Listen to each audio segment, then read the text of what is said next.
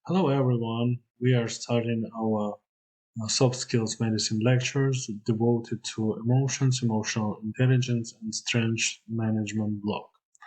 So, before we will talk about stress management, we gotta start from definitions of emotions and emotional intelligence because it's the basic notions that we will use in future. So, make yourself comfortable and let's start.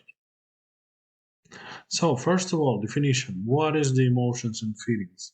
It's a process of reflecting a person's subjective attitude to objects and phenomena of the surrounding world, other people, and oneself in the form of direct experience. From this long definition, you should memorize that it's the subjective reflection of your attitude to something that happens inside or outside of your mind.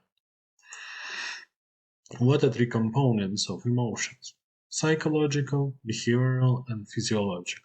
First, we will discuss physiological one. As you can see in that picture, it's a thermography of humans in different states of different emotional states. And as you can see, different emotions can be represented by different blood disposition in the skin, so we can make a thermography of the person and suggest what kind of emotional state they have or they experience. Be sure that blood disposition in the skin is not only one uh, aspect of physiology that would be affected by emotions. Emotion used to govern the behavior of animals before the cortex was developed so well it can control it. So, emotions affect all the organs and systems, such as cardiovascular, respiratory system, hormonal, etc. So, any kind of emotions, when you experience something, they lead to changes in your biology and physiology. Second part of emotional response is behavioral component. So it can manifest as some kind of actions, posture changes, mimics, or some verbal answers, but anyway, you will do something. And investigations of uh, behaviorists such as Paul Ekman shows that facial expression is the universal way how to respond and to show some kind of emotions. And those reactions would be universal for people around the world in different cultures, in different areas of the world with the same pattern. So we can see that from point of view evolution, facial expression is quite old method of expression of emotions. And the last one is psychological component. Here you can see 8 basic emotions like rage, loathing, grief, amazement, terror, admiration, ecstasy, and vigilance. And you can see that each emotion can be expressed in different extent. Like amazement is the highest level of this emotion, while like surprise and distraction a bit uh, lower grades. And on the borders between emotions, there are some other more complicated emotions. For example, joy plus trust will compose love, but trust plus fear will compose submission. As you can see, only one factor changed. In both cases, there is trust, but it changed dramatically changed the emotion. When we are talking about emotional intelligence, like an ability to perceive, use, understand, manage, and handle emotions, we can touch the topic of ancient Greek gods. There are two of them represented on that slide, Apollo and Dionysius. Apollo is the representation of Apollo is a representation of clear, logical, emotionless God who can focus on his goals and logically reach it without any distractions. Contrary to Dionysius, who is really emotional, uh, he's more more social, more communicable, but from other side, his actions sometimes lead to negative consequences because his decisions are driven by emotion. Luckily for us, we don't have to choose between Apollo and Dionysius in our inner world to be rational or emotional. We can combine those two approaches, and this skill is called emotional intelligence. When you don't only follow your emotions or feelings, but also you can manage and govern them according to situation, and you understand the benefits and disadvantages of emotional reactions, and can increase uh, values and important things and cover the disadvantages. Emotional intelligence can work in several spheres. For example, self awareness, one of the basics of emotional intelligence, is about how to understand what do I feel, what are my emotions, to assert your right to experience some kind of emotions, to assess in which extent those emotions affect on you, and increase your confidence. Self management uh, is the next step. When you understand what you experience, you can control yourself, you can adapt, you can manage your emotional condition for some kind of activities. Emotional intelligence can work as an energizer because emotions are the important components of motivation, drive, attitude to some kind of tasks and engagement. Oh, I sure you know that if the lecture is boring, you don't want to participate in and you don't want to focus. Contrary to cases when information affects your emotional state, yeah, in this case, you would be interested, focused, in you would be able to maintain your attention easier, rather it would be some boring one. And emotional intelligence, it's also about interpersonal relationships, how to understand feelings of the others. For doctor, it's really important because you got to understand the emotions of your patients, show some empathy, uh, provide the proper communication, and find out some kind of connection. Yeah, establish connection between yourself and your patient. In this case, they will follow your recommendations and they will trust you. And management of relationship, how to collaborate, how to work in team, how to manage conflicts if they will arise. All that things can be managed by emotional intelligence if you can use your rationality to guide your emotional state. So, where we can apply one more time, identification of own emotions. No, one of the first and simple method how to train your ability to identify your own emotions is to feel emotional scale that's planned for a day. There you will mark in horizontal line you will mark hours. In vertical line you should mark intensity of the emotions. For example, in the morning, 7:30, I felt anger and its intensity was -4. Because anger is negative emotion, we put it into the lower part. In opposite case, happiness, would we put it with plus? Yeah, and for example, at 2 p.m. or 11 a.m., I was happy for the 6 plus. And below you should write down a small how to description.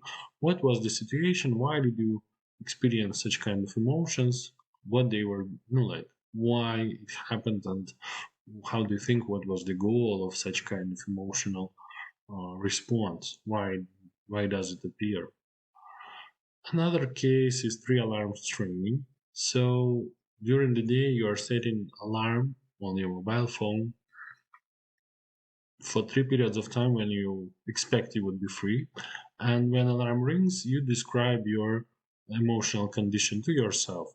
Like, what do I feel now? What is my emotional state? What are my emotions and feelings right now? It's important to learn to recognize your emotional condition. The first step to train your emotional intelligence. Emotional projection, one of the ways one of the methods that could be used also. For example, you should think about emotions of others, other things, other objects in the room, for example. Um, I don't know, maybe what the toaster can feel in this room. Try to project and think, like even what kind of emotions unliving things may experience if they would be able to do that. It helps to understand your own emotions and maybe emotions of the others. Another important aspect of emotional intelligence, as we discussed, is the identification of others' emotions. So, how to train it? First thing is to watch silent movie. Yeah, despite there is no words and you can see only visual characteristics, yeah, only visual information, you could understand what are the feelings of both actors, yeah, and characters they play, and try to watch not only silent movies with Charlie Chaplin, but you can turn on any kind of movie, switch off the sound, and try to realize what do those people experience, what kind of emotions they have at the exact time, to realize, no, like to check your ability to recognize emotions. For sure, there are some tests on internet, on YouTube channels, like male's facial expression tests, female facial expression tests. On the classes, we will get some practice about that and we will learn how to recognize. We will talk about features of facial expression and we will learn to recognize different expressions of females and males.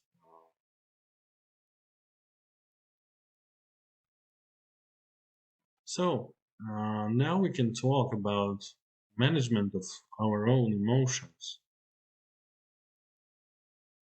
Yeah, relaxation methods can be divided into the several groups: physical methods and mental ones. Physical can be divided into tactical and strategical. When we are talking about tactical methods, we should say that they would be useful for short-term management of serious emotions if you need to manage them as soon as possible for short term. When we are talking about strategical, it's long-term work like teeth brushing you used to use to prevent development of caries and to maintain your tooth is healthy. So strategical is more about that. So when we are talking about tactical, it's a conscious relaxation method. So ask yourself what part of your body is tensed. We talked before, each and every emotion related to some kind of actions and some kind of response. It could be words, movements, facial expression, but sometimes emotions can be shown and revealed due to some kind of social limitations. That's why our muscles used to be tensed according to content of emotions without any kind of reason. Now, for example, people who feel pressure from seniors or from boss, they may feel the tension of the neck muscles and shoulder muscles. So, what is the goal of this method is to figure out what kind of muscles are tensed and to relax them. By the mechanism of feedback, muscles will send a message to the brain that everything is fine, now we are relaxed, so emotions may go away. That emotions that provoke that kind of muscle tension. So to use this method, you should sit in some quiet place where you won't be disturbed for 5 to 10 minutes and screen your body for tensed areas. After that, step by step, you should image how those muscles relax. Do not try to relax all muscles simultaneously, but better to relax them step by step, muscle by muscle. Saying Peter's dance is another way how to decrease the tension due to, for example, anxiety. Um, in this case, you should stand up and try to shake with your extremities like you're trying to throw the water from uh, end of your fingers. In this way, it will may help you to release from tension and stress. Another method is related to breathing. You know that respiratory system closely related to sympathetical and parasympathetical nervous system, and through that system we can affect on our feeling of alertness or relaxation, yeah, whether we are safe or maybe we should be in alert. So, square of breath means that in 4 counts you should make a long breath. After that, for 4 counts, you're making a pause, holding your breath. After that, 4 counts for breathing out, and 4 counts to make a pause. For surely, you should repeat the cycle for a few times. Such kind of long breath is usual for sleeping cases or when you are really calm. So it can send the message to the brain that everything is fine and now we can relax. Another way to attract your attention to something else, not to be affected by emotions so much, is clothed paw. So for 2 minutes, you are gradually, very slowly, squeeze the hand of the to the state of the fist. Movement helps to switch thoughts to physical actions and balance your emotional state. So, contrary to be overloaded with some kind of emotions, you focus on some kind of simple task. For example, to squeeze your fingers and to put it into the fist position. But you are doing it as slow as possible. The maximum slowest performance you should show. And approximately it should take 2 minutes. After that, you will feel like emotions that were disturbing you already got past, and now you can be more logical, yeah, more conscious about what do you experience. Mental methods of relaxation are a bit different. It's the way how to, in which using your mind, your thoughts, you are trying to return control and to manage your emotions. First simple method named tagging. So what do you have to do? Simply tell what do you experience. What kind of emotions do you feel? Ask yourself, what do I feel?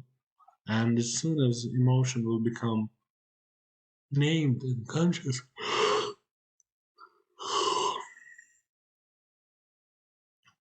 and as soon as emotion will become and as soon as emotion will become conscious, you will get more control on that, because you know what do you experience. You are not driven by the emotion, but you can name emotion. In this way you can control it. You know what are the points of attachment, what are the points of affection. Normalization is another method which comes from psychotherapy, and the main idea that of this method that when we experience in some kind of severe emotions, we may feel like we should oppose them, we shouldn't be so emotional, we shouldn't allow ourselves to be affected by those emotions, and that internal fight that you experience something, but from other side you think it's a bad thing to experience this emotion, will lead you to intensification of emotions and negative consequences. In this case, it's important to say like, I'm in complicated case right now, and it's normal to experience this kind of emotion in such kind of situation. Most of people would feel something like I used to feel. In this case, that inner tension that your emotions are on will go away and you will feel some kind of relief.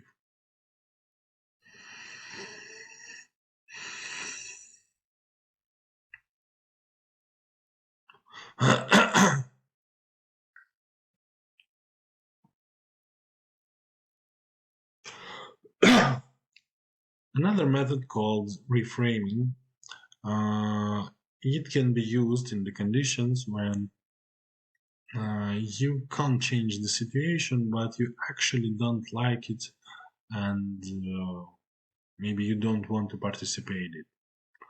So, how to switch on that reframing method? First option is to find the good in the bad. Uh,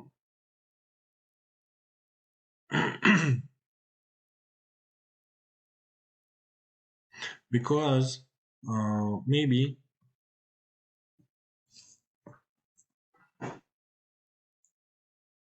I'm pretty sure you heard the story of Nick Vucic, the man that was born without extremities.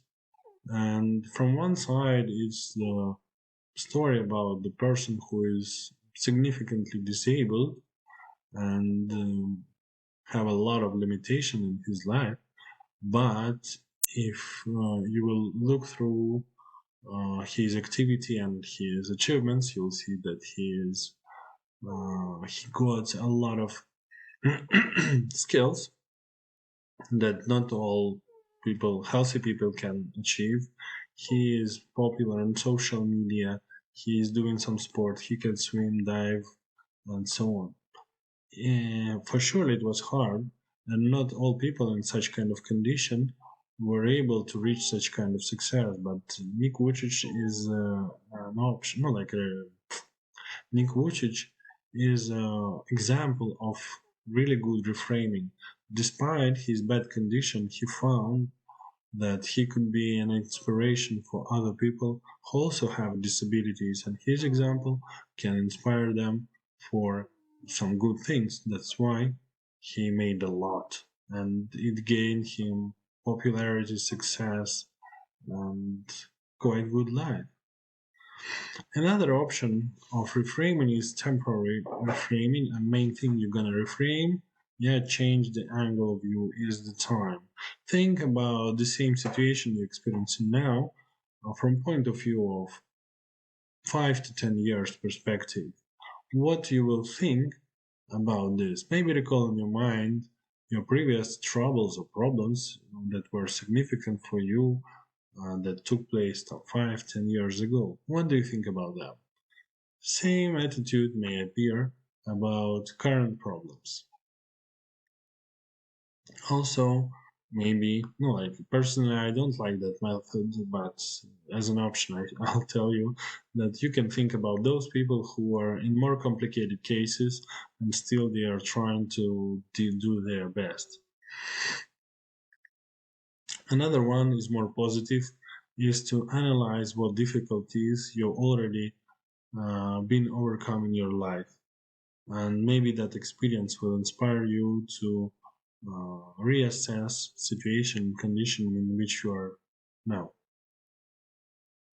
And the last one is semantic reframing, the way how to reframe the content of the trouble. Yeah. Another method is ABC method, and it's in some way it resembles reframing, but it's a bit different because in case of reframing, we are finding some good traits and bad things we can't change. In case of ABC method, we are going to change some thought chain that leads to misinterpretation of reality and negative emotional response.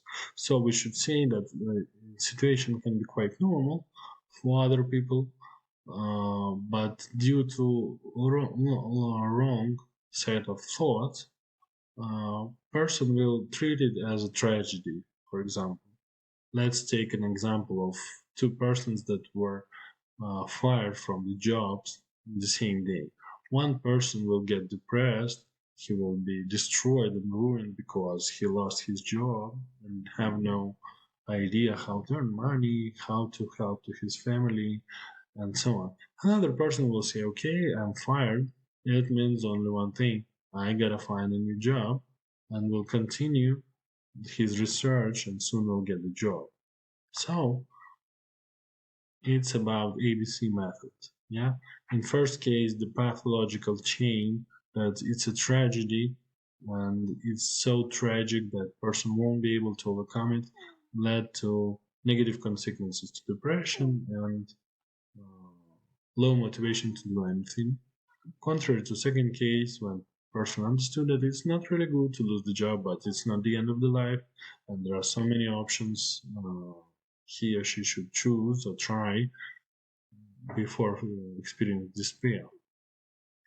And if we are talking about management of other people's emotions, we should talk about verbalization. It could be useful to name what kind of emotions do people experience.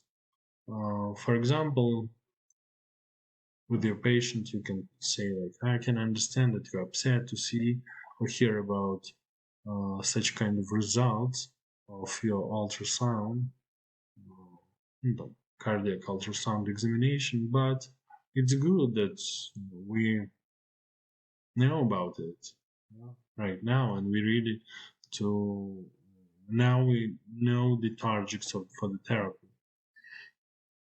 Yeah. So as soon as we will name the emotion of the person, they will be able to manage it easier rather than if they don't understand what do they experience because they are uh, diving deep in the emotion, being able to see what's around happening. Another way is analogies. So in this case, you will compare the condition of the person with some kind of image or I don't know situation, maybe movie, maybe song, whatever you want, maybe character in the poetry or lyrics. And in this case, the person will find some kind of reflection of his tragedy or problem somewhere else. It will gain some kind of relief. But more clearly and attentively, we will talk about management of other people's emotions on the classes. Thank you for your attention. Good luck and goodbye.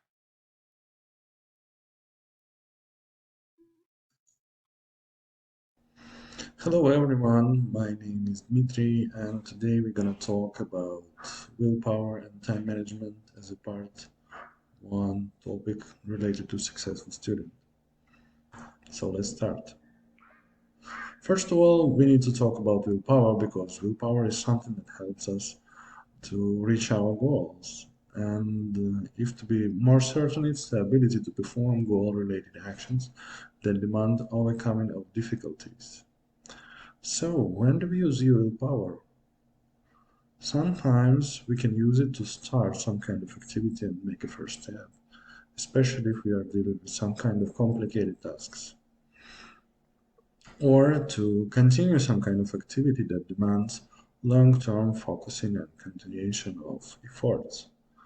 But not always willpower used to boost some kind of activity. Sometimes it used to stall activity, like in that picture with a guy who isolated himself from Twitter, WhatsApp, Instagram, and other media resources.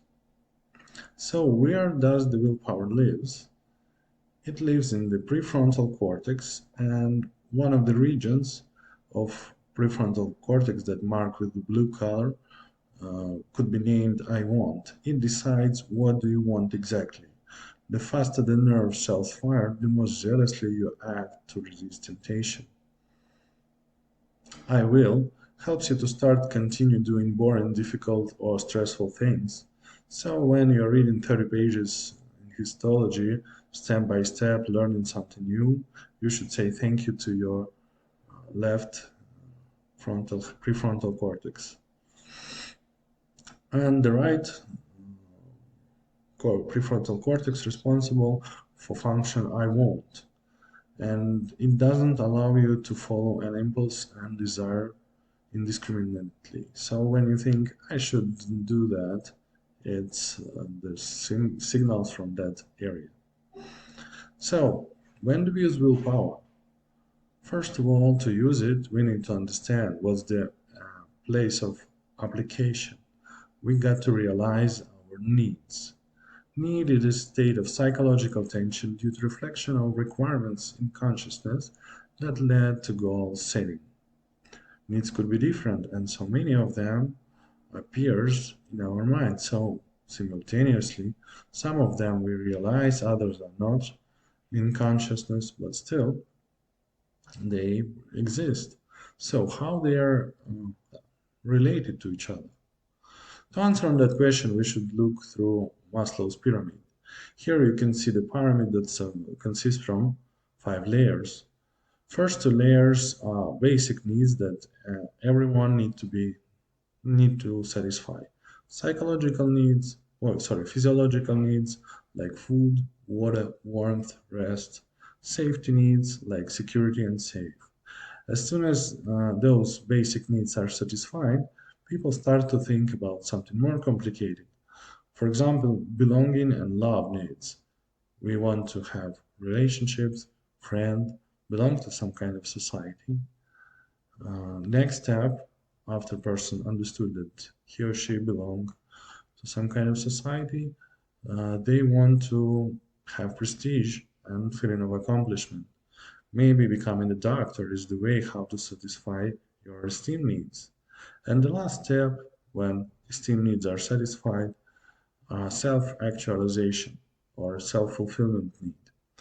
Achieving one's potential, including creativity activities. To understand yourself, accept your personality with all features and aspects, your benefits and disadvantages. Understand other people like universal beings that live together with you and be grateful for some kind of interaction. Why do we discuss the pyramid needs and time management? It looks like they are quite far from each other, but sometimes you can feel you can't start even some kind of task. Maybe it's necessary to think how does it relate it with your needs. Maybe it doesn't match them, or you don't understand the connection. You need to think about it. The next one, stages of willpower. After understanding hierarchy of needs, what needs do you have, you start to go to stage called augmentation. Right now you've got several needs, I suppose. One of them to get information from this presentation, but together with that, maybe you're hungry, maybe you're thirsty, maybe you're tired and you want to sleep, or I don't know, you want to go outside because weather is good. And all those needs could be in your consciousness, but you should choose one what to satisfy. All that process leads to motive, psychological process that lead to goal satisfying activity. What kind of need you're gonna satisfy right now? So when we are talking about motivation, we can talk about the formula that can describe. It's not so complicated. I'm sure we'll figure out about it easily. So motivation strength depends from success need. In generally, how much do you need to succeed right now? Maybe you are tired, maybe you, I don't know, need some rest. In this case, your success need will be low. Second option is the possibility of success. For surely we won't like to do try to reach some goals that hardly possible to reach. And how valuable success in that task, especially for you. So how do you think that guy on the picture, what about his motivation? Is it high or not? When I was putting it into my presentation, I thought it's high. But after a few trials, I found out that according to that formula, answer is not so simple. Yeah, for sure, he need a high need of success because you see, he's dressed in special way.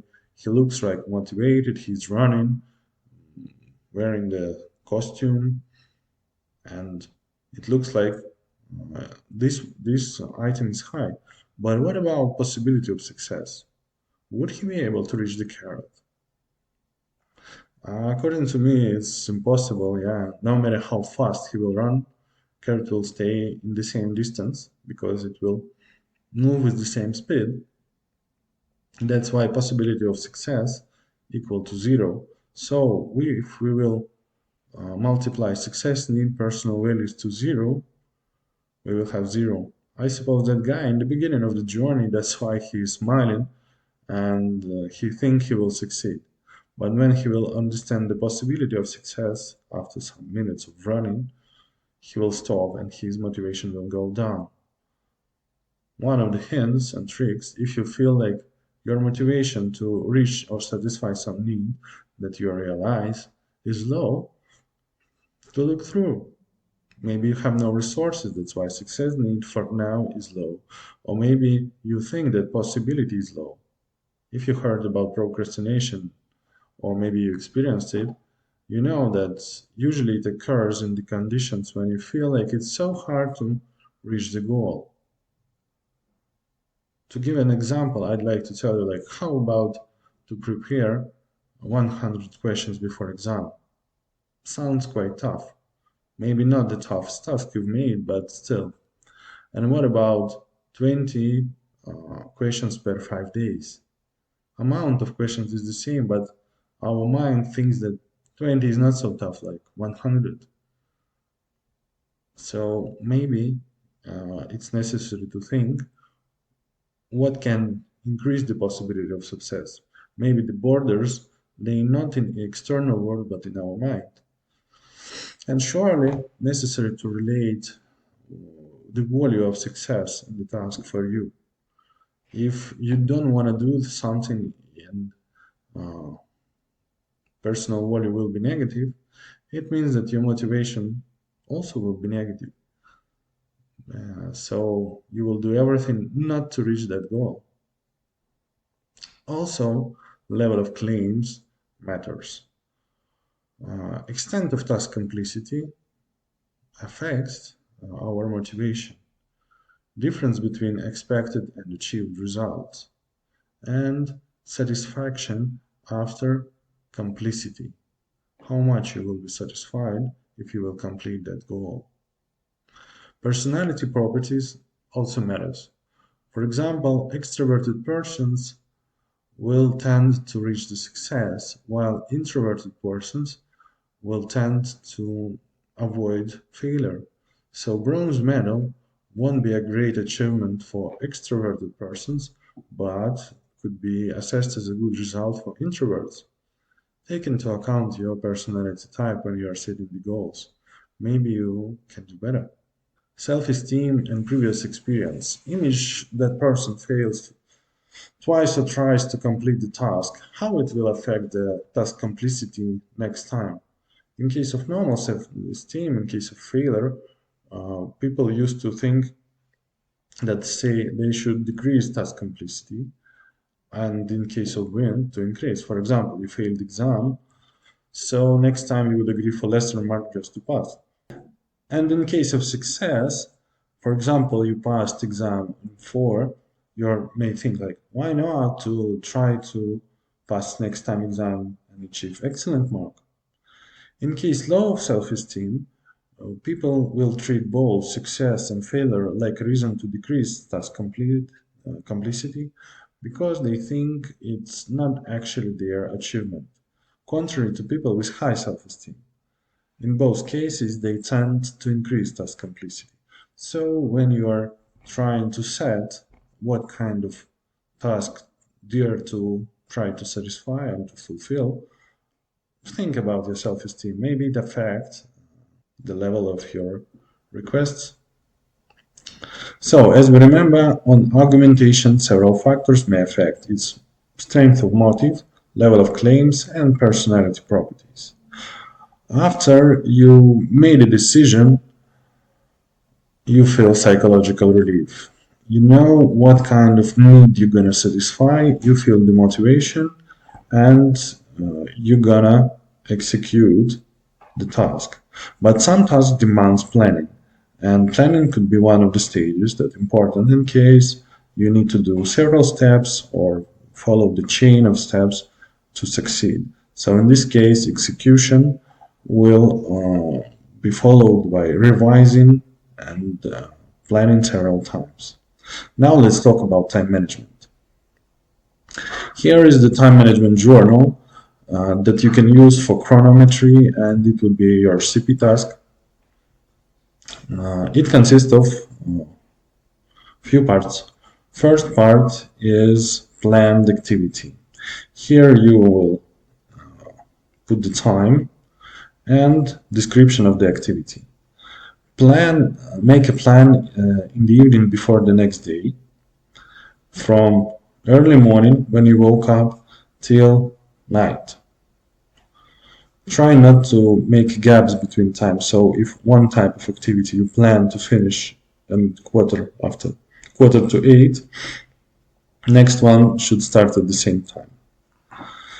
Next day, you are filling the second part called performed activity. Same, you are marking exact time at what you've did some kind of activity when you woke up until the end.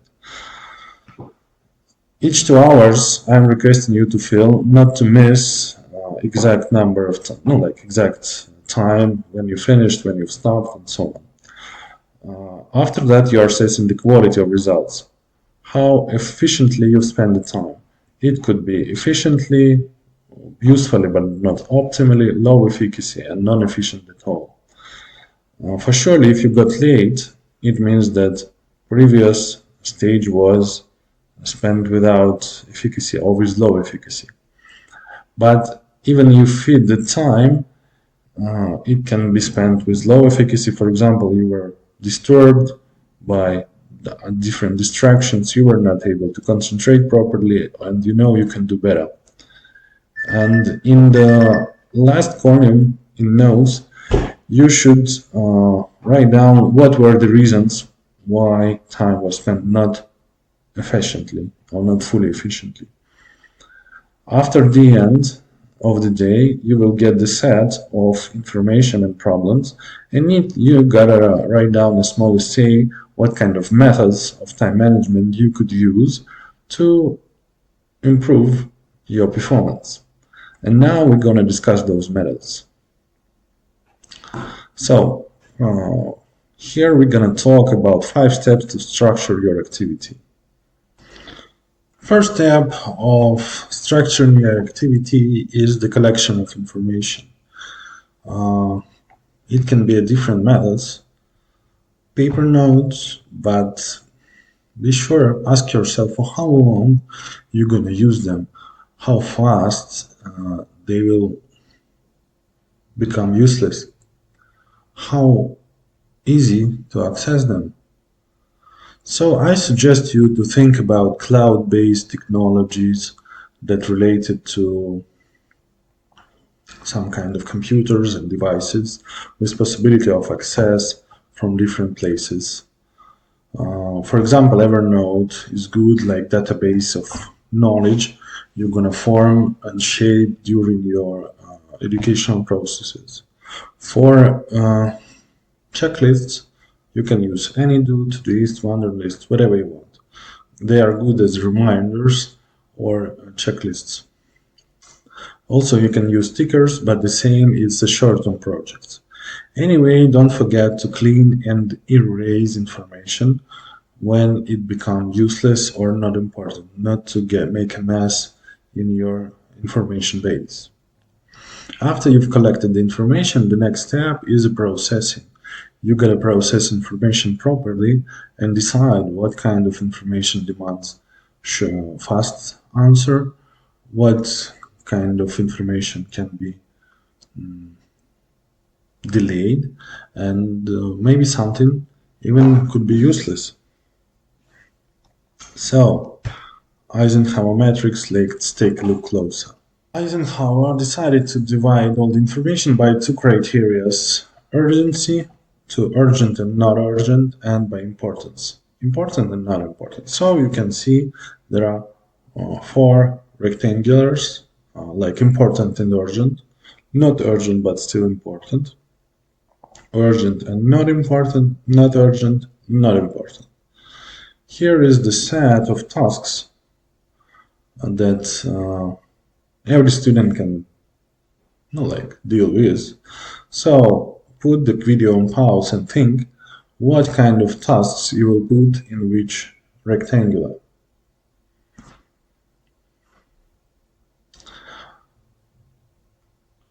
So here is the right answers.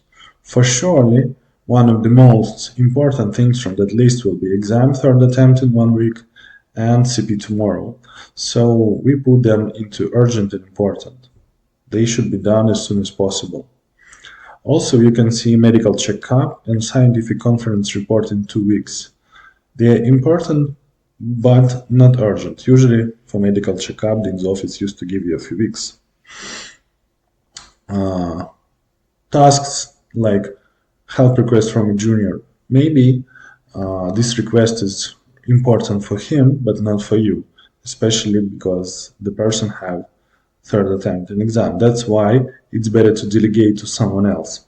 Maybe to introduce some other senior to help to the junior. And lecture about dactyloscopy. Yeah, it's important in some extent, but your presence there is not important in comparison with exam third attempt. So you can ask your friend, chief of your group, to attend it and to learn everything, tell you a bit later. Dance competition and pharmacological company conference can sound interesting, but in comparison with others, they are not urgent and not important.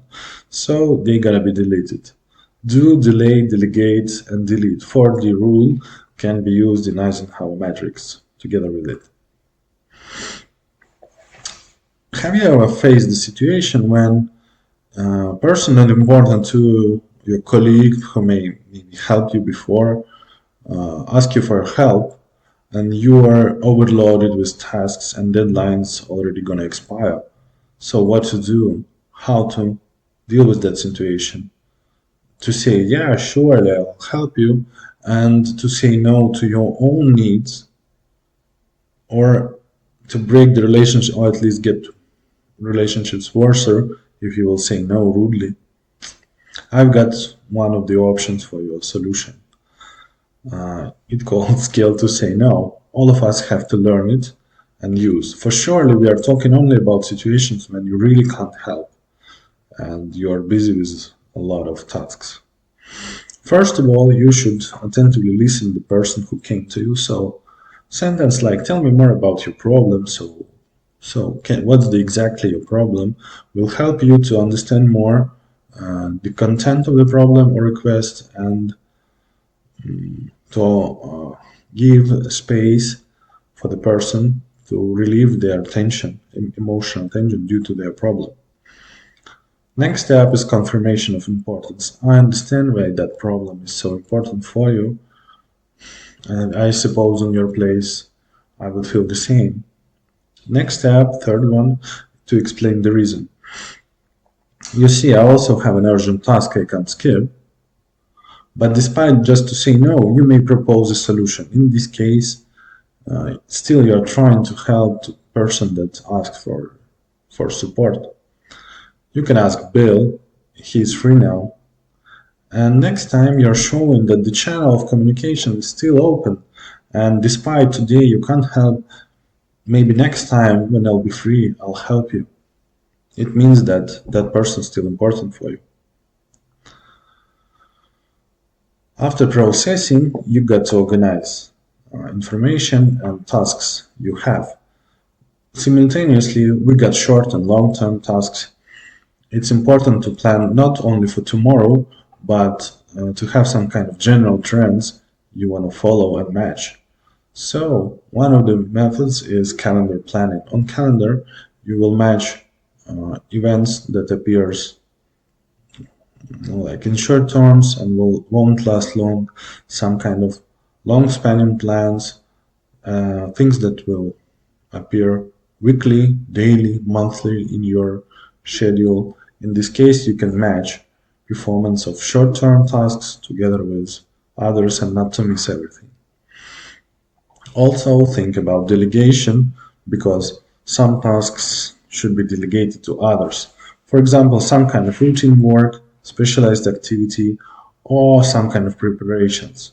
But do not delegate important tasks where which have a high risk of failure or that predispose some kind of significant changes in your life. After you planned everything, for surely you'll try to follow the plan. But life is flexible, changeable, and not always we can understand or be sure that we thought about all the options and possibilities. That's why reviewing is important. It would be very good if daily you will review your plans, your week plans, your day plans, to check whether you are matching the dates. Are you going in the right direction? Maybe you forgot some kind of tasks which you thought you should do that you should do. What can help you? For example, task managers, those that can help you to how to say to track performance and maybe shift the dates. And the last stage is action. After planning, you are doing. Few rules I'd like to share with you about improvement of your performance. For example, 2 minute rule. If task takes less than 2 minutes, make it now. Or 24 hours rule. Make the first step to track uh, in first 24 hours. So if we are talking about time management journal, I suggest you to start work to the evening, this evening, and continue it next day. Not to forget and not to spend more energy to become involved in this process. Also, don't forget about time saving skills. Despite it may take time to learn them, and you feel like, why to gain new skills if those I already have could be useful? But be sure that time saving skills will save more time rather than learn. As an example, I can tell you about my friends that work in neurological department in one of the hospitals of Simferopol. They are treating the patients and putting diagnoses, writing down the history of illnesses. Department is computerized, and significant part of history is going to be written, typed on the computer. So one friend decided to learn blunt typing skill, while another one thought that it's too complicated and it will take a lot of time. So for while first one for 1 month was learning, making mistakes, and spending approximately 1 2 hours per day to gain that skill. Another one was trying to save the time for patients and for printing the history of illnesses. They are working there approximately 6 to 7 years, and now the doctor that have blind typing skill used to leave work in 1 2 hours earlier because he can finish writing faster. So let's image and calculate a bit. 2 hours per day multiply 30 days is about 60 hours. While even if we will count that approximately there are 250 working days in the year, and we will multiply it to 1 hour per day, 250 hours in 7 years, it will become 1,750 hours. For surely it's much more than time was spent for education. So what I'm saying, take it into account. And one more rule, like while I'm here rule. Do all tasks in the same location where you are. For example, you're in university, so visit the library, take the book, I don't know, visit the migration office and go to therapist for medical checkup permission simultaneously. Do not split it into three different tasks.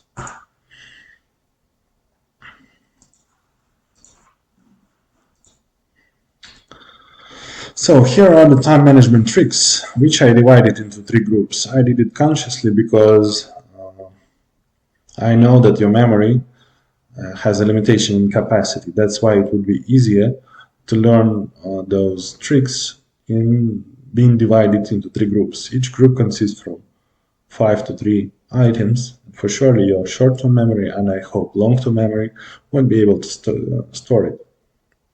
Some time tricks, 2 minutes rule, you know it, 24 hours rule, we also discuss it.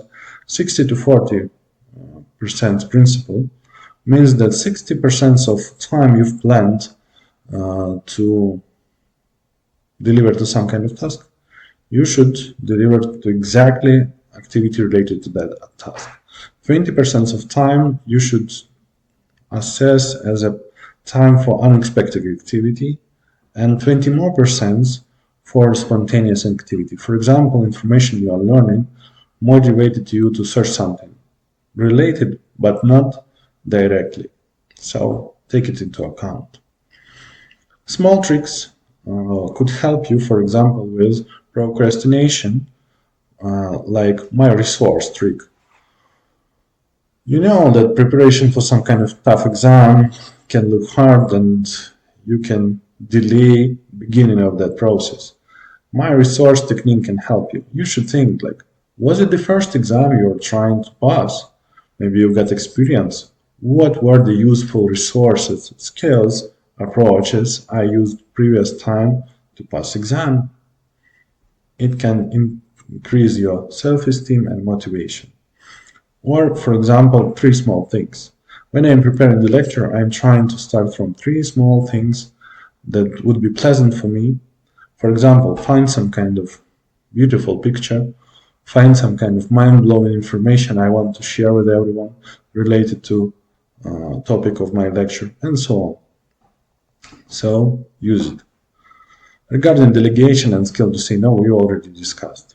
General plan tricks related to key areas determination is about to choose 5 areas in which you want to succeed.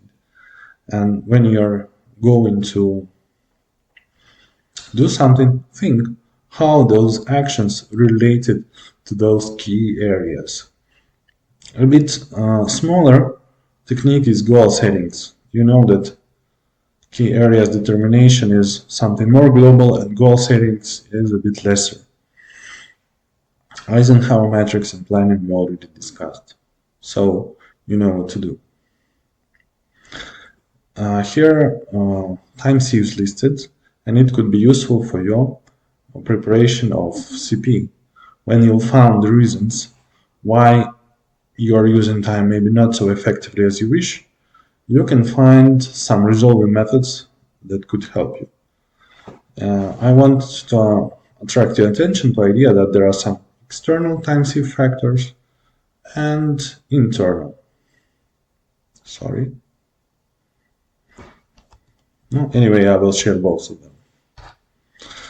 And this slide, I would like to show you to explain relationship between time management tricks and motivation process. How does those two things match each other? As you see, different methods affect on different stages of motivation process, willpower process.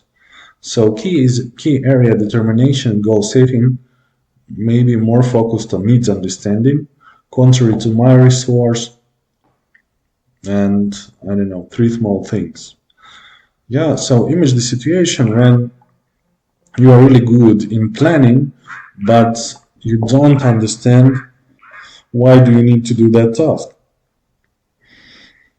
That's why it won't be so important how good you in planning if you don't want to perform the task. Or opposite case, like you understand your needs perfectly, but power of motivation is low because you think that possibility of success is low. Or you can't focus due to your attention is disappearing so fast. What I'm saying, like each skill and each tool you use should be directed to area in which you may have some problems during the performance of task. So before to use time management tricks, you should look through what kind of difficulty you are facing with. After that, choice of time management trick will be more efficient. In the end, I would like to say thank you for your attention, willpower, and motivation that you showed watching this video. Good luck and goodbye.